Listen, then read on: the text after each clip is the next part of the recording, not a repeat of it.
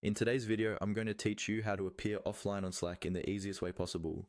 If you're someone who needs a little bit of uninterrupted time to focus and just doesn't want to be bombarded with all those notifications or messages, this guide will walk you through the process. So, let's dive right in. First things first, you'll want to open up Slack. This might seem like a no-brainer, but it's always good to start at the beginning. You can use the desktop app, the web version, or even the mobile app.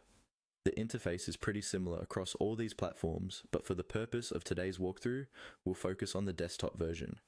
After you've loaded up Slack and logged into your workspace, direct your attention to the bottom left corner of your screen.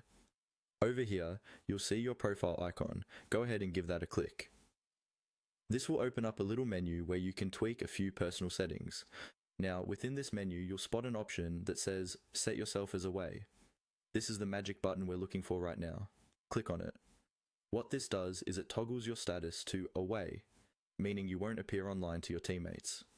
Keep in mind though, that if someone really needs to get in touch, they still can, but this status helps manage expectations. Just a quick note here. Appearing offline might not completely shut out incoming messages. After all, collaboration is at the heart of Slack, but it does signal to others that you're taking some time to focus or that you're occupied with other tasks. Think of it like putting up a little do not disturb sign virtually. Once you've set your status to away, you might want to double check it just to ensure it's activated.